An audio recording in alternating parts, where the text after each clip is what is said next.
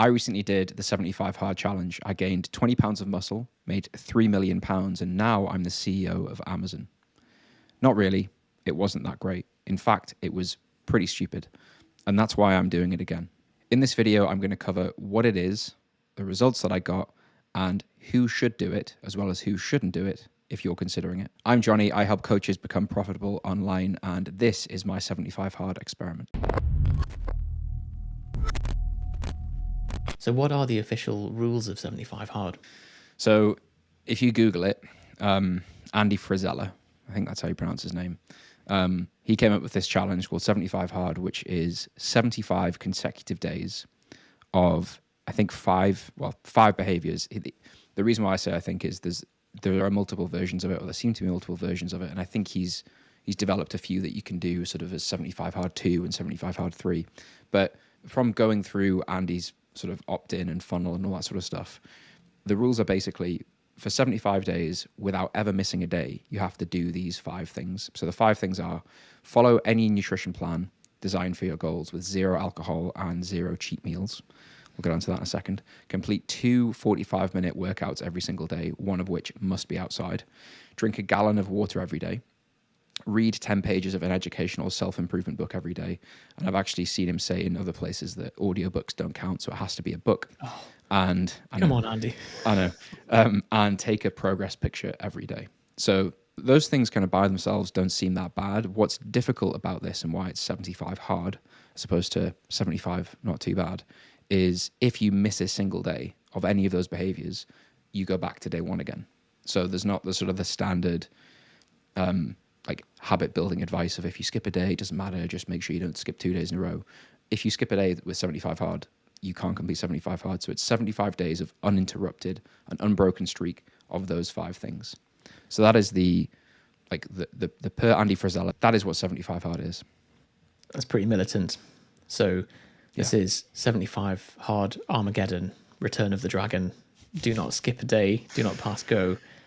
So I think the harder versions of it, the versions you're supposed to progress to, are, I think one of them includes like have a 5-minute cold shower, perform a random act of kindness. And the thing that the other thing, the final thing is, which is the one that is by far, in my opinion, the hardest thing, is I think you have to like set 5 things on your to-do list in the morning, and you must have completed them by the end of the day. And this is on top of all of the other things that you're doing. So you're doing 2 workouts, gallon of water, taking a progress photo, following your diet, having a cold shower, performing a random act of kindness, and doing the 5 things on your to-do list. That's the most intimidating one to me. I completely agree.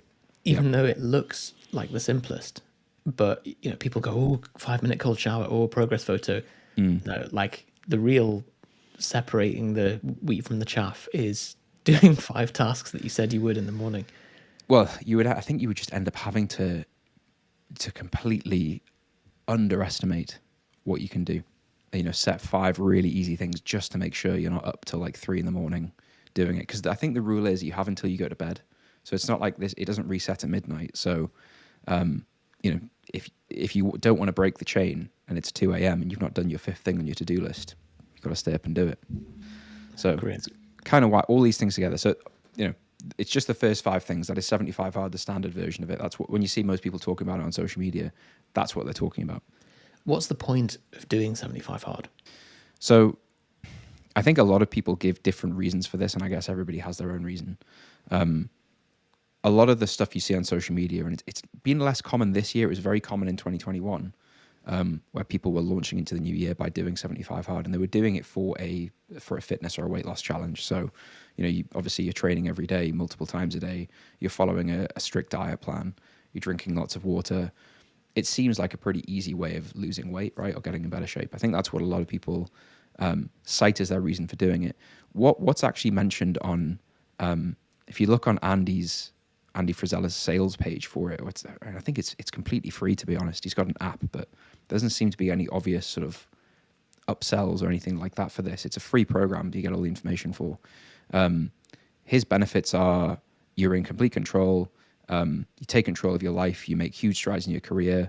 You feel completely confident in yourself and your actions. You learn how to manage your day. You can get more done. You develop amazing relationships. You gain independence and the ability to take complete ownership of projects and tasks. You completely overhaul the way you think and act. You learn how to be honest with yourself and gain self-awareness to stay on track. and you're in the best physical shape of your life as a result of the mental transformation you have made. So that's really what caught my attention, was that even though almost all of the things on the list are physical, I think the benefit that Andy speaks about in all of his copy, and when he has a podcast where he sort of, it's very Jocko Willink, he's kind of walking in the snow and talking about how you should get after it. He's talking about the psychological gains, or kind of the personality shift that happens as a result of like having to do these things for 75 days in a row. That makes much more sense as an angle, because I'm sure we'll get on to the fact that some of the physical targets that he sets, you're just like, well, it's hard, but it's a bit pointless in terms of actually making physical progress. But I guess he's saying it's not really about that. Yeah. And that's, so the way that I ended up doing it was a good friend of ours said that he wanted to try it at the start of this year, and basically asked for accountability, like, would I be interested in doing it with him? Which I guess we'll get onto in a second. So that's kind of how I mean, I'd heard of it before, but I'd always dismissed it. But him asking me to do it led me to sort of read a bit more about it and see what the actual rules were and why this thing even existed. That then ultimately led to me sort of, I guess, making my own version of it. But we'll talk about that in a second. So, Cool. off the back of what I've just said, what are your impressions about that? Like, I imagine you would never, if I said, like, Yusuf, you've got to do as written 75 hard, you probably wouldn't be that keen on it. So I'm looking at these bullet points, and to me, it's like it's hard for the sake of being hard rather than for the sake of making progress. And you know, our whole philosophy with fitness is let it blend into the background. Like set up your systems such that you can make progress without always grinding it and having a big sign above your bed that says you're on a diet every day. So as a result, it's kind of philosophically a bit misaligned, but I see the purpose. I see how it's about building discipline and so on, which is always a beneficial thing. But let's look at these 5 points. So we've got follow a nutrition plan designed for your goals with 0 alcohol and 0 cheat meals. I would argue that the point of a cheat meal is to keep you on track and stop you from kind of having I've had a slice of cake, fuck it, I'll have the whole thing syndrome. But like, okay, I mean, you've got to be a bit sensational to build up the program as this thing. Can I just ask you, just so the guy I did it with, he followed it to a T, and we had this conversation at the start, like, what would you define as a cheat meal? So, just from your interpretation of that, what would you say is, like, let's say you were going to do this, like, what would you say that's a cheat meal at? Like having a square of chocolate or something isn't a cheat meal. I think having Okay. like ordering a pizza, something that's like over 1,000 calories and is not what you planned to eat for the day. Right. Okay. And I guess that's very similar to my interpretation. So I thought, like, what he's asking people to do there is have a like meal by meal diet plan that you follow, sort of in the, transport yourself back to 2007 when you and I were trying to lose weight for the first time. It was, let's map out like the 6 meals of the day, and those are the meals that you eat, and you don't eat anything else. And anything off that plan is a cheat. But yeah, you're right. Like, if you have a square of chocolate, do you go back to day one again? Probably not. Yeah. But it's arbitrarily hard, right? Like, there's no reason you'd still be able to lose weight without that rule being there. It's there for the mental benefits, isn't it? So I think looking at all of these, I'd be like, well, what's the goal? Like, because clearly the goal here isn't necessarily just to get into shape; it's to build bulletproof discipline by the sales pitch that he's giving. For example, completing 2 45-minute workouts every day, one of which must be outside. Like, is there a physiological benefit to having a 45-minute workout outside? In my medical opinion, no. No. What do you think about training every day? What do you think about someone who's just, I assume most people who get into this they're not serious athletes, they're not serious trainers, because those people will be following a program anyway that won't involve, I assume, training every day. So someone who's like kind of into the gym, maybe got a bit of a history of training, and they suddenly launch themselves into 75 consecutive days without a single rest day of training. And there's also no recommendation for like, here's the plan. It's just, you sort yourself out with 75 consecutive days of training.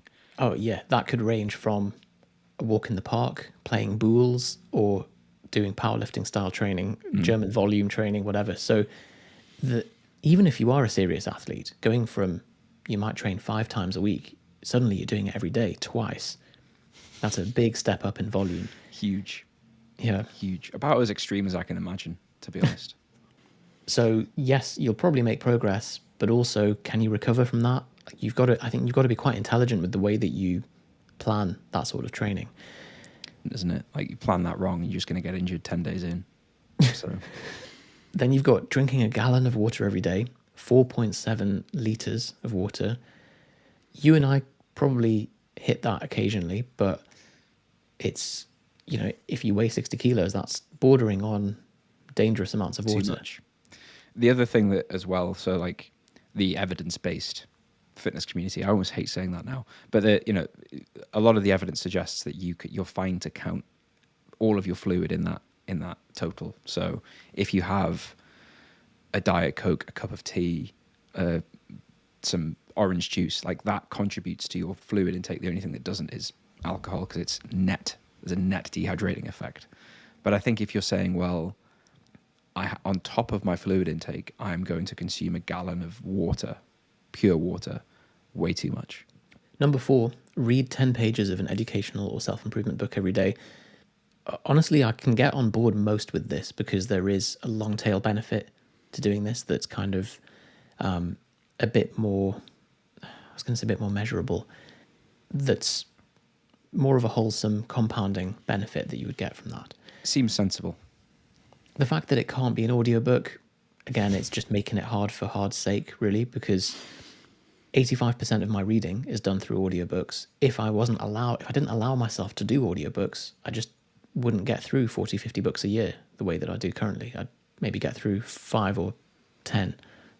I think so this is not on this list, and you may have not read that if you're considering doing 75 hard, but I definitely read a few comments various places when I'm doing some research on it where he said, an audiobook doesn't count because you sit down. It's part of the building the habit of like sitting down, reading, and just fully taking it in. Most people listen to audiobooks as like in the background as doing something else, which I think you and I are probably the same. Like most of my learning happens while I'm driving and walking, really, or like doing other things that are very like low effort. So yeah, I don't think I gained anything from. Well, we'll talk about that in a second, but I think that's a silly stipulation, personally. Yeah, if you're listening to 10 pages while doing the washing up, then arguably you've still. But okay. We could listen to 20 or 30 in the time that it would take you to literally read on a book or in a Kindle. And the washing up wouldn't be done. And the washing up wouldn't be done. Yeah. And then number 5 is take a progress picture every day. Although we're a big fan of measuring your progress, particularly lead and lag variables when you're training, a progress photo is very unlikely to change day to day. We recommend our clients take them weekly, and the thing that you should be measuring every day is body weight. I'm sure we can substitute some of these though. So I'm guessing from you looking at these 5 stipulations, you were like, I'm keen on it, but with a couple of tweaks. Yeah. So I think the thing that I kept seeing in forums and reviews of the program and even some like active criticisms of it, there was quite a few examples of people who'd lost a ton of weight doing 75 hard, who'd then gained it all back again, or who'd, built these, had a really productive 75 days and posted these progress photos and then never trained again. Right. Which sounds ridiculous, but I think the real problem with this is as with all these challenges that have a certain number of days, and also 75 days is totally arbitrary. Like make it 10 weeks. Why 75 days? Anyway, so I wanted to use it as a challenge to say, right, well, 75 days is a pretty good amount of time that if I have to do something every day and I do it in a deliberate way so that I'm like building new behaviors, probably at the end of the 75 days, if I kind of take what I've learned from like habit creation and all that sort of stuff, I'll probably leave the 75 days with some better habits off the back of that. So that was really what I wanted to get from it. I don't think that changing my training plan from what I was doing, which is like 3-4 days a week, to daily would improve my results. I think it would worsen them. I don't think following a diet plan that was more rigid than what I do, it would be better. I think I'd get worse results. I basically created my own modified list of things that I could do with Ben, who was doing it. Ben and Dan actually both doing it at the same time. Dan and I both have quite a lot of training experience, a bit more than Ben. So we both made our own version of 75 hard that we did, and Ben followed 75 hard kind of as it's written. The things that I did were the following. And this is going to sound like quite a lot of things, but I'll explain how it worked in a minute. So for the training side of things, I still tried to do 2 sessions in a day, but the sessions were not training. It was just 2 kind of designated activities. So one of them was outside. Again, I'm trying to sort of like honor the system and not completely rip it apart whilst also making it sensible, in my view. So one of them was outside. So for me, that was either playing golf, which is one of the things I'm trying to improve at the moment, running, which is something I did for the duration of 75 days, or go for a walk. So all fairly like low stress things, but quite enjoyable. Nice way to spend some time outside. The other one was either my designated training session for the day. So my like Monday, Tuesday, Thursday, Friday training split, a designated bit of mobility work or some yoga, or some formal golf practice. So I treated like going to the driving range or putting practice or chipping practice as a session. And I also did some daily mobility work. On the nutrition side, rather than following a diet plan, I took some supplements every day. So I try to be more consistent with things like creatine and athletic greens and some other things that I take. Just track my macros every day and had a 3 liter of water target. And then the other kind of habits that I tried to build were some of these may not even make sense, but clear my OmniFocus inbox. That'll make sense to you, Yusuf. But just all the things in my kind of digital in tray, zero those. Clear personal messages, 10 minutes of Kindle reading, 20 minutes of meditating, and a journal. So compared to the 5 things on the list, that sounds like a ton of stuff, right? But really what I was trying to do was build kind of like systems in my week and in my day that I hoped by day 75 would be fairly automatic. So most of those things I actually did in like the first hour of waking up, to be honest. So I would have this kind of morning process I'd go through when I woke up that meant that I did a bit of mobility, I did a bit of reading, I meditated, I had my supplements, track my nutrition's fairly normal for me, training is fairly normal for me. So I just did a few extra bits throughout the week, but that was what I did. That was kind of the version of that I built, and did it for 75 days without skipping a day. The thing that's most valuable about what you said there is that you've looked at this as, how do I design and build systems that are going to benefit me going forward? Not, how do I David Goggins my life for the next 75 days, and then on day 76, what do I do? Oh, well, like, Yeah. I've got no more constraints. So, like, you just end up reverting to slug mode because there's no massive target. Particularly with the training, you know, you've got a very highly optimized training program. You've got 15 years training experience. For you to double your training volume is just instant recipe for injury. So I think you organize this in a very sensible way, like adding in more recovery days and yoga and mobility and things which are still, you know, under the umbrella of training, but it doesn't mean that you have to then squat to a max every day. Yeah. And I think like, well, so I suppose talk about how it was first. So like, I don't think it doesn't matter what you're doing. If you're changing your behavior and you're starting this run of like, okay, I can't skip a day. That initially is extremely intimidating, because like it's fine, as with most of these things, it's fine on a day where like you're just in the house, you've got no plans, you've got nothing on, you can just sort of manage your time. Within the first like day or two of me starting, my girlfriend and I went for like 2 nights away at the Lake District, which I know is we were still kind of in and out of like COVID rules and stuff at the time. It was easy in the scheme of things, but it was still like I was away from home. I had to pack stuff. I had to like pack my supplements, which I've not done since I was like 18. Like took supplements on holiday with me to make sure I didn't miss a day. Track nutrition in restaurants. I was doing like mobility and yoga work in a hotel room and all this sort of stuff.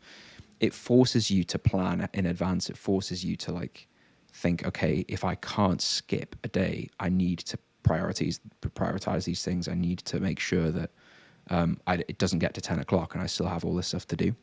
And to be honest, that's one of the biggest gains that I think anybody will get from this, depending on what you pick to do, right? Because again, what I wanted to get out of this was the things that I do, the reps that I'm doing, I want them to be easier and automatic by day 76, not day 76 be like, oh, thank God that's over and I never have to do that again. Because that's kind of pointless, right? Like, there's no point losing weight if you're just going to gain it back again. There's no point in building a habit for 75 days if you're just going to stop.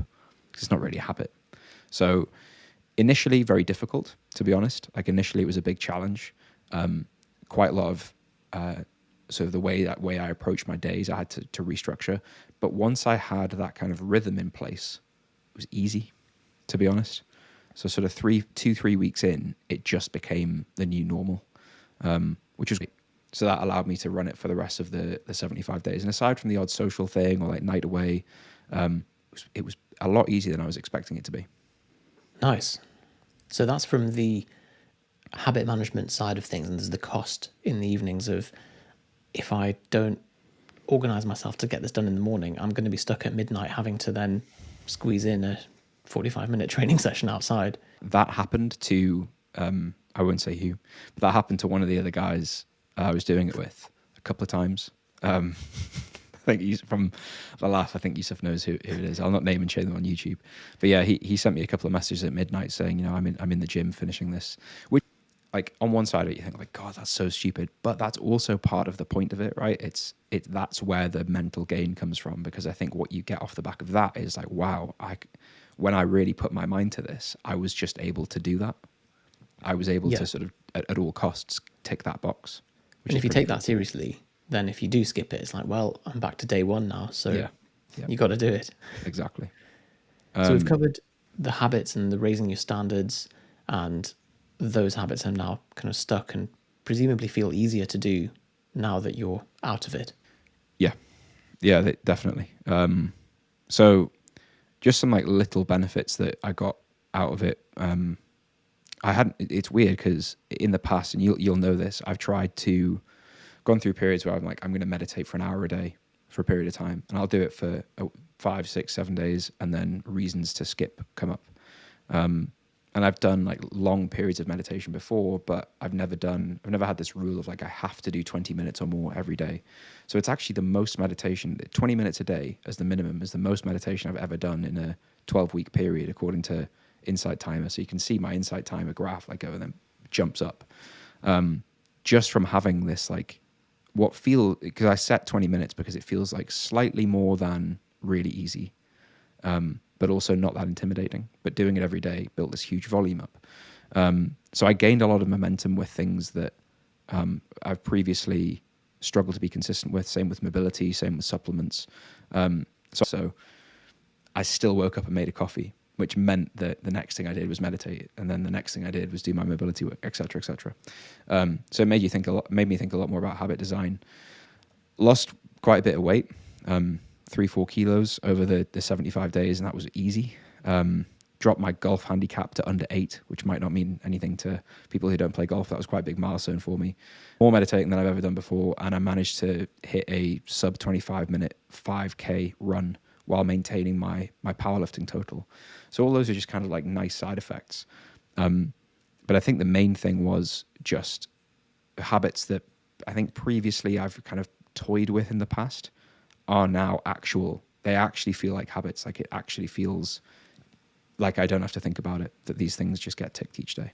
Sounds like you did that by setting yourself a lower bar as well. And actually, ironically, you've got the most volume in meditating than you have before, even when you were aiming for an hour, because there was just a 20-minute bar to jump.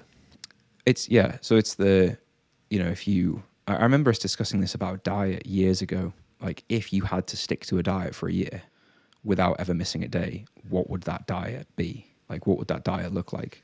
I think you jump to something that you think, well, anything beyond a certain level of difficulty, I'll fail at. So I need to make it doable. But if you do it every day, you stack up this volume that you would never have otherwise done with like a patchy approach to things. So yeah, I think just tracking macros, or protein and calories, not even macros, and having a pretty broad range of what was acceptable meant that weight loss was easy.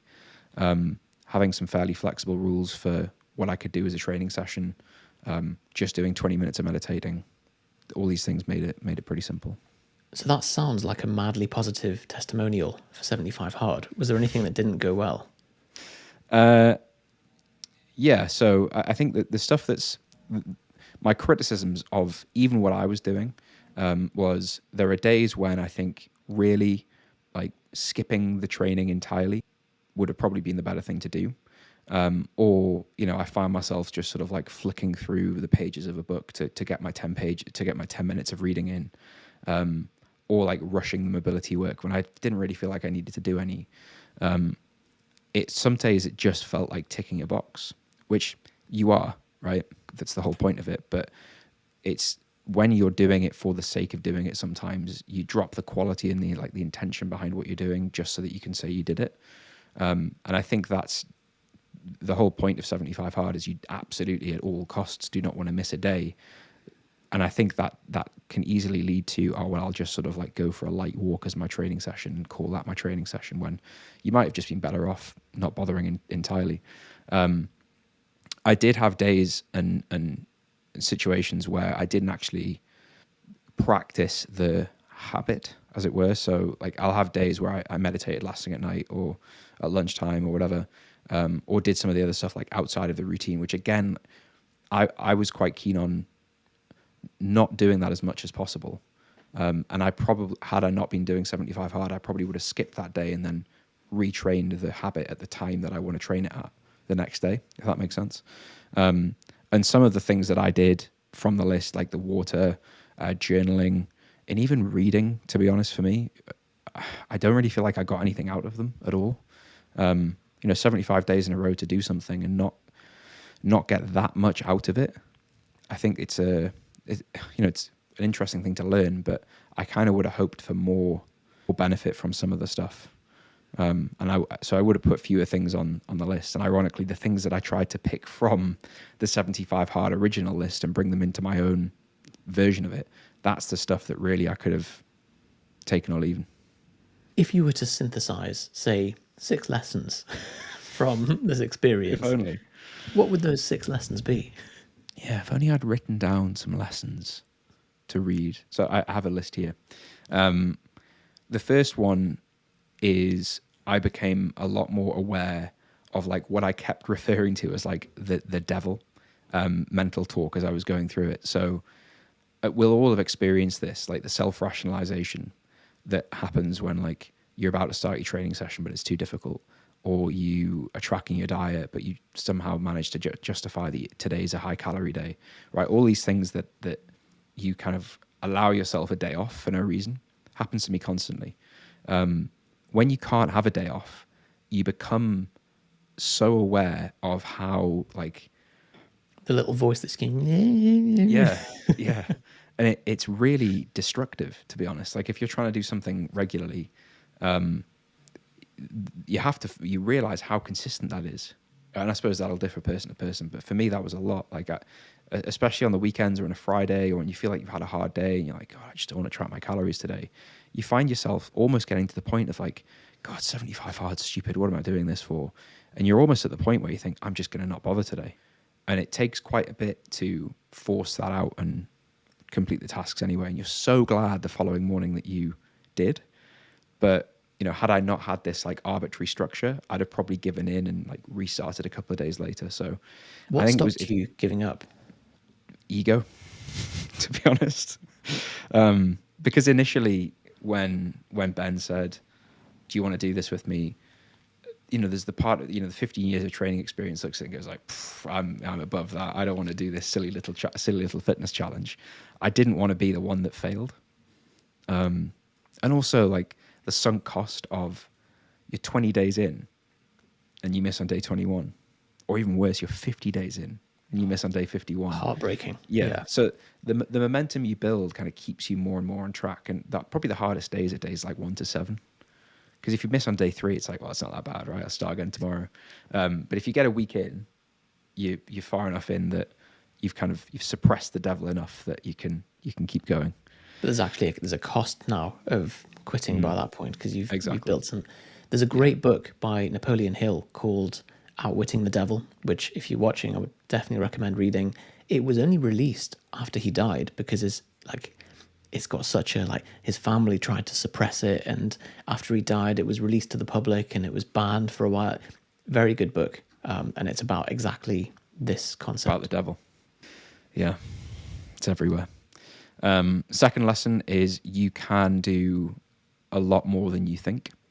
And that actually, if you compare, so like if I look at golf, for example, so golf, for anyone who's played golf, it's extremely difficult. It's extremely mentally challenging. There's a lot of skills to master to get better at it.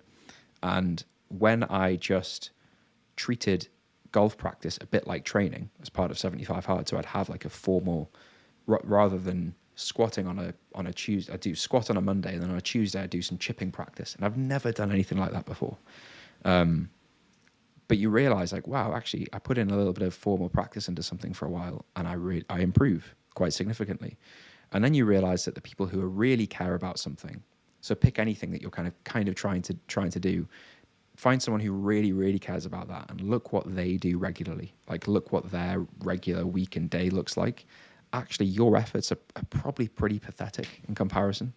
But we just sort of we learn to we create these ceilings of like 3 sessions a week's a lot, or tracking my calories to this level of accuracy is a lot, or reading this much is a lot, or meditating this much is a lot.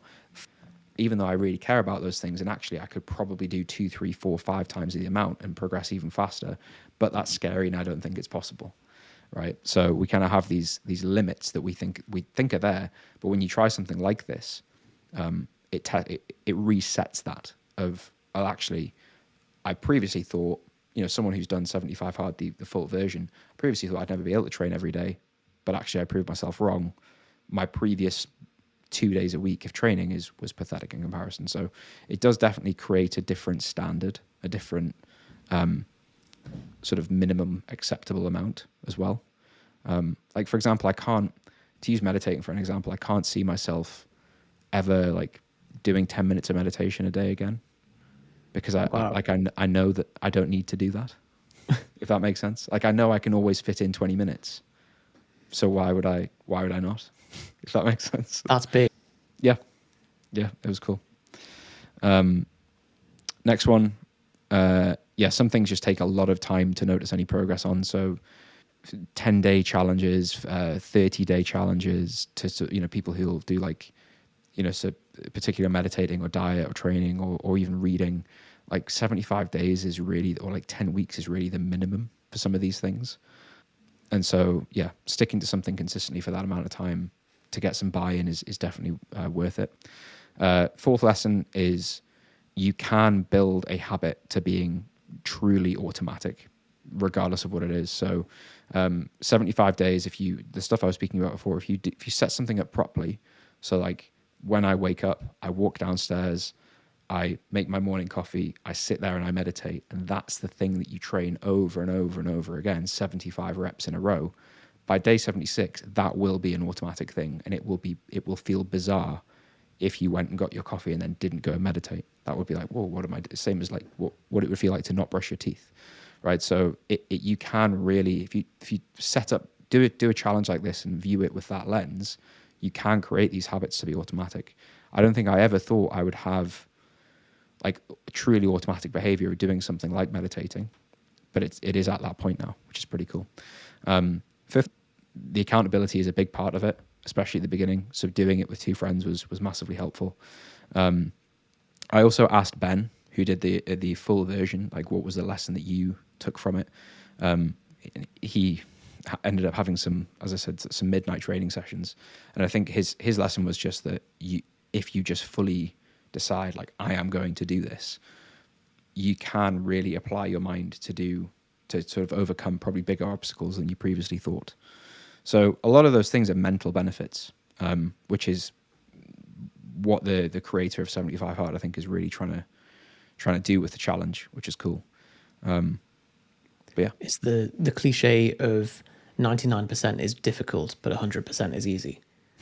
That once you've fully committed yourself to something, all the voices of resistance drop away because this is what we do now. yeah. So, what's the plan going forward now that you are a 75 hard graduate? So I'm just continuing, to be honest. But I've switched up the like it's funny. I got to the end and I like on day 76. I was quite glad to not have to do some of the things, like not have to drink 3 bottles of water that day, or like not have to go for a walk if it's not convenient. I've actually replaced some of the habits with business related things. So like behaviors I want to train for business tasks I want to make sure happen every day. Still meditating, still training, still tracking my diet, still doing daily mobility work, stuff like that. Stuff that I think I've really, if I look back over the 75 days, I'm like, yeah, I really benefited from that. Dropped out the stuff I didn't benefit from, and I'm just trying to maintain the same momentum. And I've been using an app called Strides to just keep track of my my habits. It's just a simple iOS app and a desktop Mac app and an iOS app. It just allows you to kind of track habits when you're done for the day, and just kind of keep my streak going, basically. Nice. 75 hard 2, Return of the Prophet. Exactly. Yeah, that's exactly it. How did you know that was the name? Yeah, we should trademark that. Amazing. So would you recommend it to other people? I would recommend doing some kind of habit challenge with your friends. So I don't think, what I wouldn't recommend is doing 75 hard as written by yourself. Unless you really, really know what you're doing and you're doing it for a very specific reason and you understand the risks. I think following most of those things, doing most of that list every day for the average person, for most people, is bordering on dangerous. And I think everything from creating a fairly unsustainable attitude to food to injuring yourself, it's just not, you don't have to do it like that. You can get the same benefits from picking, like, I want to train these 5 habits because I've always wanted to do them, and doing it with some accountability. I would recommend doing that. I also don't think it has to be 75 days. But I do think 10 weeks, 10, 12 weeks is probably the minimum buy-in period to like really get to the end and go, wow, like that was cool. I gained some stuff from that. Don't do a 30-day version. Nice. So that is 75 hard in 75 minutes. It's not even 75 minutes. But we're going to have to call it that for the title. So we just need to sit here for another 30 minutes just to, if you have any questions, Johnny Don't ask us. will personally answer everyone in the comments. Yeah. So yeah, stick some questions in the comments about either about what I did or recommendations or whatever you want to know. I'll get back to Unless everyone. this video goes viral, in which case, sorry, but we won't be able to keep up. And you'll just have to make your own judgments on that. Look at the view count, think, has it gone viral? If it has, don't ask a question. Easy. Lovely. If there's anything else that you want us to cover, do let us know. And otherwise, subscribe, and we will speak to you soon.